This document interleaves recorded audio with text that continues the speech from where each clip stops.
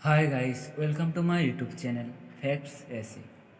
Aliens के संबंध में जानकर आप चौंक जाएंगे। आज हम एलियन कहाँ रहते हैं इस बारे में सीखने वाले हैं। तो चलिए वीडियो को शुरू करते हैं।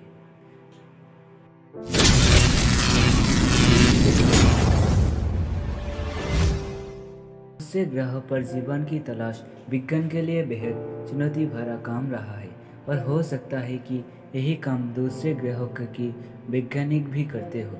ऐसे में ये आपने किसी यान धारा धरती पर आ जाते हो तो कोई आश्चर्य नहीं। हम भी तो चंद्र ग्रह मंगल ग्रह पर पहुंच गए हैं। हमने शनि पर भी एक यान भेज दिया है। अब किसी न किसी दिन मानव भी उन यानों में बैठकर जाने की हिम्मत करेगा।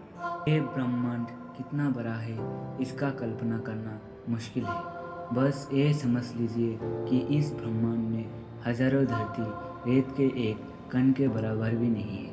इस धरती से कई गुना बड़ा करोड़ों ग्रह हमारे ब्रह्मांड में मौजूद है। सबसे बड़ी बात यह है कि हमारे इस ब्रह्मांड में लाखों गैलेक्सियाँ हैं। गैलेक्सियों को आकाशगंगा कहते हैं। हमारी आकाशगंगा के अंग्रेजी में मिल्की वे कहते हैं, जबकि हिंदी में सिरमार्क और मंदाकिनी कहते हैं, जिसमें पृथ्वी, हमारा सौरमंडल और लाखों तारे मौजूद हैं। वैज्ञानिक कहते हैं कि जब हमारी गैलेक्सी में ही धरती जैसे लाखों ग्रह होंगे तो निश्चित ही उनमें कुछ पर तो जीवन होगा ही। वहाँ पर भी मनुष्य और पशु पक्षी जैसे ही प्राणी रहते होंगे।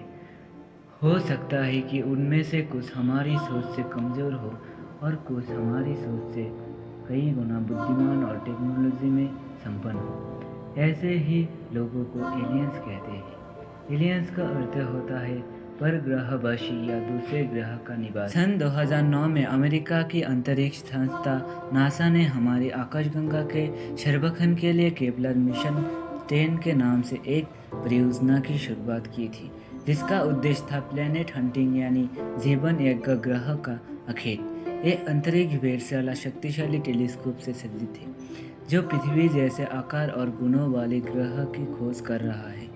ये भी पता लगाने की कोशिश हो रही है कि 400 अरब तारे और इतने ही ग्रह वाली हमारी आकाशगंगा के कितने ग्रहों में जीवन संभव है। एक अध्ययन से अनुसार हमारी आकाशगंगा में 160 अरब ग्रह है जहां एलियंस हो सकते हैं। आओ जानते हैं उन्हीं के बारे में रोचक जानकारी। वर्षों के वैज्ञानिक शोध से पता चला कि 10,000 यूएफओ धरती पर एलियंस उतरे और उन्होंने पहले इंसानी काबिले की सरदारों को ज्ञान दिया और फिर बाद में उन्होंने राजाओं को अपना संदेश वाहक बनाया। ये अलग अलग काल की अलग अलग परंपरा समाज की रचना कर धरती के देवता या कहे कि फरिश्ता बन बैठे। हिस्ट्री चैनल की रिपोर्ट के मुताबिक प्राचीन सभ्यताओं के स्मारकों पर शोध करने वाले मशहूर लेखक एरिक बोन डेनिकन की किताब चैरियट्स ऑफ गाइस ने दुनिया की सोच बदल कर रख दिया था। उनके अनुसार प्राचीन मिस्र के निवासियों के पास गीज़ा के पिरामिडों को बनाने का कोई तकनीक नहीं था। मिस्र के निवासियों के पास गीज़ा में पिरामिड बनाने के लिए ना तो औजार थे, ना ही इन्हें बनाने का ज्ञान था। इस तरह इन्हें अवश्य ही एलियंस ने बनाया होगा। यदि भारत के संदर्भ में बात करें तो ऐसे कोई मंदिर है जिन्हें आज की आधुनिक मानव तकनीक से भी नहीं बनाया जा सकता। Egypt, Mesopotamia, Sumerian, Inca, Babylonia, Sindhu घाटी, माया, मोहनजोदड़ो और दुनिया की तमाम सभ्यताओं का विकास में उन्हीं का योगदान रहा है। उन्होंने ही चीन, भारत, इजराइल, अमेरिका और रशिया में ही ऐसे स्मारक, पूजा स्थल या अजूबे बनाए जिन्हें बनाने का मनुष्य के बस की बात नहीं है। सन 2010 में खबर आई थी कि 1948 के बाद सुदूर अंतरिक्ष में रहने वाले एलियंस अमेरिका और ब्रिटेन के परमाणु मिसाइल वाले स्थलों पर कई बार बन रहे थे।